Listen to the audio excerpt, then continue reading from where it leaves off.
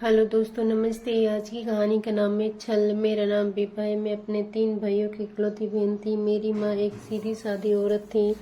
उन्होंने उसी तरह से अपने बच्चों को भी पाला। हम सभी भाई बहनों में कोई ज़्यादा चालाक नहीं था, क्योंकि हम सभी पर अपनी माँ का असर था। कल ही मेरी शादी थी। मैंने शर्माते सकूं चलाते अपने नए घर यानी ससुराल में अपना पहला कदम रखा। घूंघट की ओट में मेरी नज़र किसी को ढूंढ रही थी। तभी सासू माँ जी आरती की थाली लेकर आ गई और मुझे कुछ राहत महसूस हुई। राहत इसलिए क्योंकि अपने ससुराल में अपने पति के अलावा अगर मैं किसी को थोड़ा बहुत समझ पाई थी तो वो थी सासू जी। बात पक्की होने से लेकर शादी होने तक हर तरह की शॉपिंग जो मेरे लिए की गई, उसमें सासू जी मुझको साथ ही ले जाती ताकि हर चीज़ मेरी पसंद की हो। इसी बहाने मुझे सासू जी के साथ काफ़ी समय बिताने का मौका मिला और मैं उनसे जल्द ही घुल मिल गई। मुझे थोड़ा बहुत उनका स्वभाव समझ में आने लगा था। मुझे तसल्ली थी कि अगर सासू जी सच में ऐसी ही हैं तब तो मेरी सासू जी के साथ खूब पटेगी। मेरे ससुराल में मेरे सास ससुर और पति के अलावा 2 देवर थे। मेरी नंद नहीं थी और इस बात का दुख सासू माँ जी को बहुत था कि उनके कोई बेटी बेटी नहीं है। वे अपनी बातों से कई बार जता चुकी थी कि वह तो बहू में बेटी को ढूंढ रही है। उन्होंने मुझे घर के हर मेंबर का नेचर बताया, किसको क्या पसंद है क्या नहीं। एक साथ काम का कोई ज़्यादा बोझ भी नहीं डाला। मैं बहुत खुश थी और मन में सोचती थी कि धीरे धीरे मैं पूरे घर की जिम्मेदारी ले लूँगी। एक दिन हम किसी शादी में जाना था, तभी सासू माँ आई और बोली, विभा तैयार हो जाओ, ये साड़ी मैंने निकाल दी है, गहने और चूड़ी भी।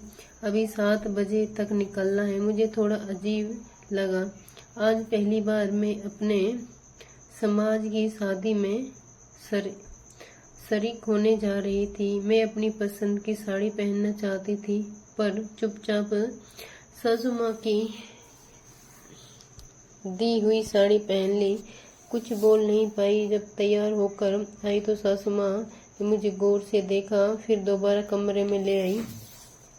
ये क्या बहू, इतनी छोटी सी बिंदी और सिंदूर किस तरह लगाया है? बालों में छुपा जा रहा है, ढंग से लगाओ। सिंदूर पूरा पीछे तक ठीक है। मम्मी जी अपने आप को कांच में निहारते हुए मैंने कहा। पूरे रास्ते सासू जी मुझे निहारते देती रही। वे जो दूर के रिश्ते की ताई सास है, वो हर बात का उल्टा मतलब निकालती है। उनके पैर छूकर दूर हो जाना और हाँ, थोड़ा घूंघट भी करना। वे थोड़ी पुराने ख्याल किए बिना घूंघट के नई बहू को देखेगी तो 4 बातें सुना देगी और मेरी बहू को कोई कुछ कहे मुझे अच्छा नहीं लगेगा। मुझे ज़्यादा कुछ समझ में नहीं आया। नई नई थी तो संकोच की वजह से कुछ पूछ नहीं पाई। बस हाँ में सर हिला दिया। शादी में मैं चुप ही रही। कोई पूछता तो सासू जी जवाब देती और कहती, बहू थोड़ा शर्मा रही है घूंघट के चक्कर में। मैं ढंग से खाना भी नहीं खा पाई। तभी ताई सास की बहू भी आ गई और मुझको घूंघट में देखकर बोली, अरे चाची जी, आप देवरानी जी से घूंघट करवाती हैं। देवर जी की पहली पत्नी तो कभी घूंघट नहीं करती थी। उनकी बात सुनकर सासू जी को सब कपा गई और बोली, मैं नहीं करवाती घूंघट, ये तो खुद ही रखती है अपने मन से। मेरा दिमाग चकराने लगा कि ताई जी की बहू ये क्या बोल रही थी।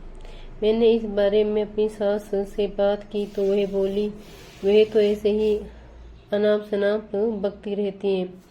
घर आते आते मेरा मूड खराब हो गया। घर आते ही पति ने पूछा कि क्या हुआ, पर मैंने अपने पति को कुछ नहीं बताया। अब ये रोज की बात होने लगी। सासू माँ मेरी हर बात में हस्तक्षेप करती, बिंदी बड़ी लगाना, बीज की मांग निकालो, नीले और हरे रंग की साड़ी मत पहनो, नहाकर निकलो तो साड़ी बाथरूम में पहनकर आओ, पर्स बड़ा रखो, सर पर पल्लू नहीं सरकना चाहिए। मैं चुपचाप उनकी बात मान जाती। ऐसा नहीं था कि मुझे बोलना नहीं आता था, पर मैं कुछ नहीं कहती, सोचती इन सबसे अगर सासू माँ खुश रहती है तो ऐसे ही रहूंगी। इसी तरह से 1 साल बीत गया। मैं अच्छा बुरा बोलकर सासू जी की हर बात मानती। फिर मेरी जिंदगी में खुशी ने दस्तक दी जब मुझे पता चला कि मैं माँ बनने वाली हूँ। डॉक्टर ने मुझे एहतियात बरतने को कहा, भारी वजन उठाने को मना किया और सीढ़ियाँ चढ़ने उतरने को भी मना किया। ये सब बात मेरे पति ने अपनी मम्मी को बताई और समझाया कि विवाह से कोई भारी सामान मत उठवाना और न ही सीढ़ियाँ चढ़ने उतरने वाला काम बताना। लेकिन बेटे के सामने तो सासू माँ मुझसे कोई काम नहीं करवाती, पर जब वे घर पर नहीं होते तो मुझसे सभी काम करवाती। काम तक तो ठीक है, पर मुझसे कपड़े हाथ से धोने को कहती और वॉशिंग मशीन में कपड़े धोने नहीं देती और सबसे नीचे की फ्लोर पर कपड़े धुलवाती और तीसरी मंजिल की छत पर कपड़े सुखाने को कहती। मैं धुले हुए कपड़ों से भरा टप लेकर तीसरी मंजिल पर जाती और कपड़े सुखाती। मुझे बहुत गुस्सा आता, पर मैंने शुरू से ही गलत बात का विरोध नहीं किया, तो अब कुछ बोल नहीं पाती। मैं दिन पर दिन कमजोर पड़ने लगी। डॉक्टर ने मुझको हरी पालक की सब्जी और सेब रोज खाने की सलाह दी। सासू जी जब भी सब्जी लेने जाती, मैं उनको याद दिलाती कि हरी पालक और सेब लेकर आएगा, पर सासू जी बहाना बना देती। कमजोरी के कारण एक दिन मैं बेहोश हो गई।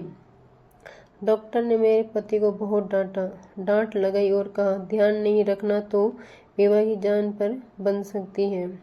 डॉक्टर की बात सुनकर मेरे पति ने कुछ दिनों के लिए ऑफिस से छुट्टी ले ली, लेकिन आखिर कब तक वह घर में रहकर मेरी देखभाल करते।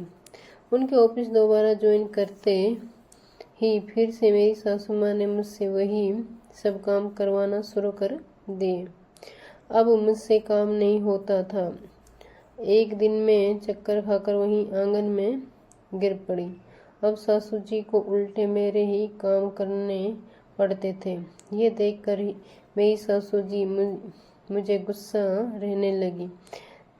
तब मैंने कहा, मुझे मायके भेज दो, डिलीवरी वहीं पर हो जाएगी, वहाँ अपनी माँ के साथ रहूंगी तो अपने आप ठीक हो जाऊंगी। मेरे पति को बात जच गई और चौथे महीने में ही मैं अपने पियर आ गई। धीरे धीरे मुझे समझ में आने लगा कि मेरे साथ छल हो रहा था। मीठा मीठा बोलकर मुझे मेरी औकात समझाई जा रही थी। बेटी बेटी बोलकर मेरा मुंह बंद कर दिया गया था, पर मैं पगली उन्हें माँ का दर्जा देती रही। क्या माँ ऐसी होती है? मैं बहू में संस्कारी थे जो मुझे रोके हुए थे, और मेरे संस्कारी हैं जो मुझे गलत न सहने की सीख दे रहे थे। एक दिन मेरी ताई जी की बहू का फोन मेरे पास आया और उन्होंने कहा, विभा तूने बहुत अच्छा किया जो अपने मायके चली गई। चाची जी ने देवर जी की पहली पत्नी के साथ भी यही सब किया था। वे भी माँ बनने वाली थी और चाची जी ने उससे भी इसी तरह काम करवाया। एक दिन वे चक्कर खाकर गिर पड़ी। जब वे अस्पताल पहुंची तो डॉक्टर ने उसे बताया कि वे कभी भी माँ नहीं बन सकेगी, इसलिए वे घर छोड़कर चली गई। मैं सन्न रह गई कि मैंने कहा, ये क्या बोल रही है आप दीदी? क्या उनकी पहले भी शादी हो चुकी थी? घर में तो मुझे उनकी पहली पत्नी की कोई भी चीज़ दिखाई नहीं पड़ी और मुझे कभी ऐसा भी नहीं लगा कि उनकी पहले भी शादी हो चुकी है।